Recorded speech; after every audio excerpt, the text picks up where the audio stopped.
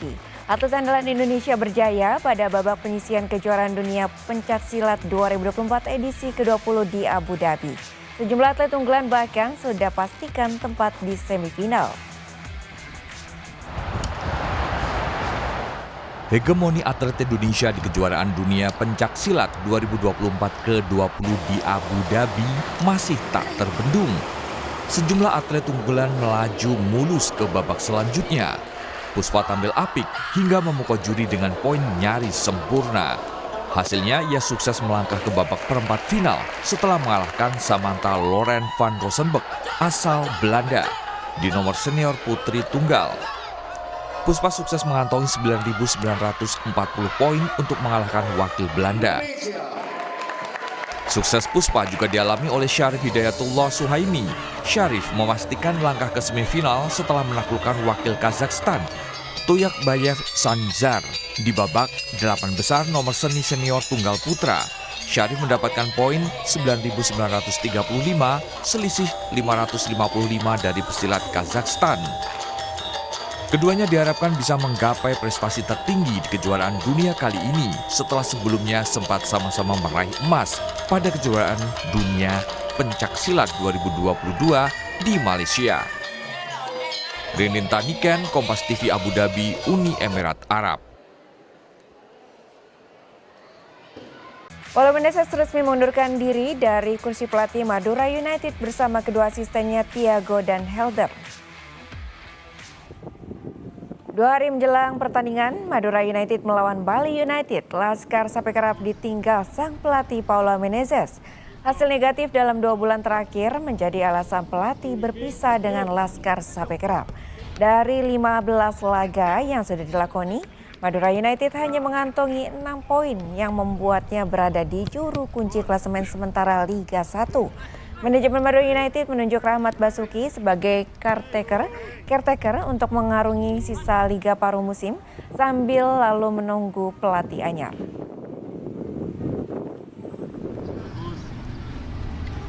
Pelatih asal Denmark Niels Nielsen telah ditunjuk sebagai pengganti Futoshi Ikeda yang sekaligus mengukir sejarah sebagai pelatih asing pertama untuk timnas putri Jepang.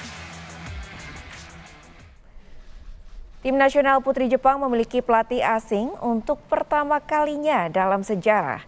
Setelah JFA mengumumkan penunjukan Niels Nielsen, pelatih 53 tahun ini sebelumnya melatih timnas putri Swiss serta timnas putri Denmark dan baru-baru ini ditunjuk menjadi direktur sepak bola wanita Manchester City. Nielsen menggantikan Futoshi Ikeda yang sebelumnya membawa timnas putri Jepang capai perempat final Piala Dunia Putri 2023 dan lolos ke 8 besar Olimpiade Paris 2024. Diharapkan pengalaman Nielsen mampu membawa perjalanan timnas putri Jepang menuju kejayaan.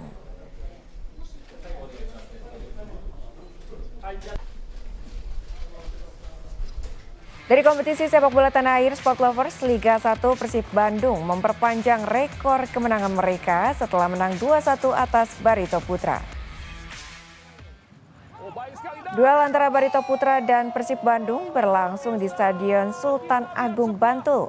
Persib yang belum terkalahkan musim ini unggul lebih dulu melalui sundulan Gustavo Franca meneruskan umpan dari tendangan sudut.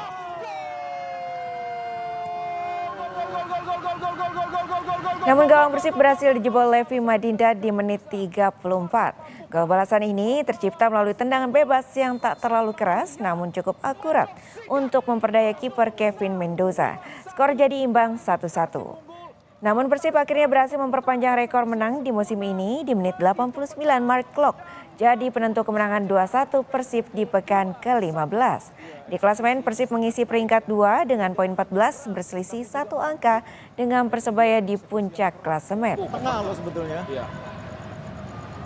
Mengambil tendangan penalti seperti itu juga sebenarnya. Persis Solo hingga kini masih belum menemukan format terbaik di kompetisi Liga 1. Meski sempat imbangi PSBS Biak 1-1, Persib masih terhitung terseok-seok di Liga 1 musim ini.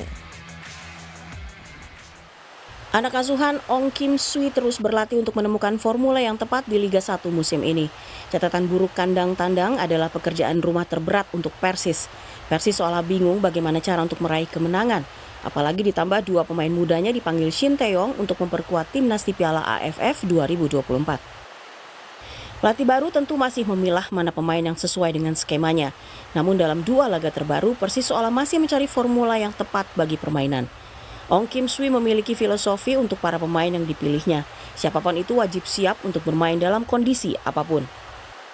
Sesiapa yang diturunkan dalam kesebelasan utama harus mengekalkan prestasi terutamanya pada separuh masa kedua ketika bermain dengan Arema, dan kita harus bermula dari situ dan teruskan perjuangan kita ini sehingga penghujung musim. Jadi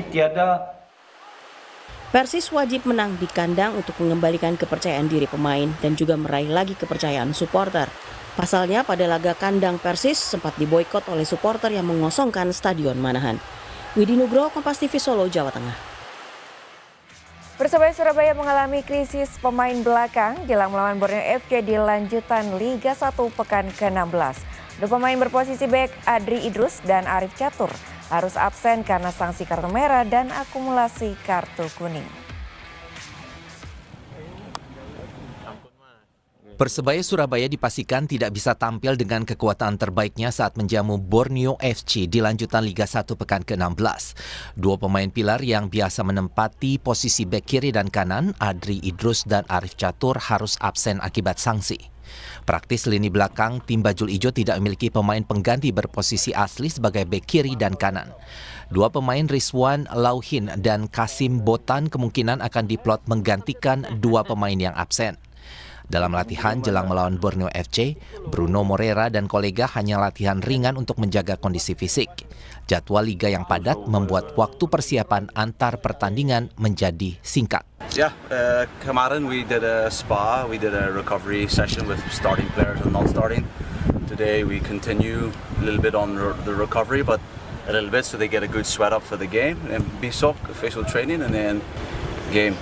So not much on high. There's no high intensity, but the individually players they also have programs to make sure we're in top condition for the game. Most important is the game coming up. Training is just to maintain the players' physique and mental. Krisis pemain belakang ini juga disebabkan bergabungnya Michel Tata yang biasa bermain di bek kiri ke timnas Indonesia. Praktis kini tersisa Randy Hansen, pemain belakang yang tersisa di bangku cadangan. Mahendra Triginanjar, Kompas TV Surabaya, Jawa Timur.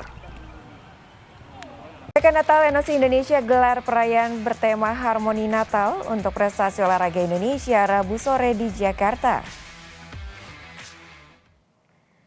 Gelaran yang digagas Komite Eksekutif NOC Indonesia ini berlangsung hikmat.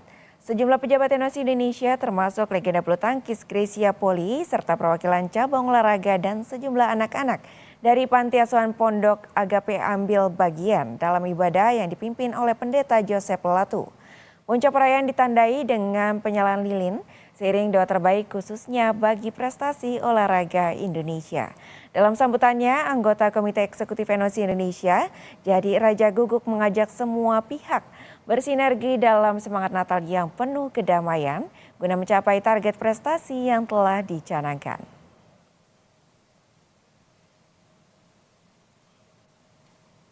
Sejarah Sport Lovers, atlet andalan Indonesia berjaya pada babak penyisihan kejuaraan dunia pencaksilat 2024 di Abu Dhabi. Tetaplah bersama kami.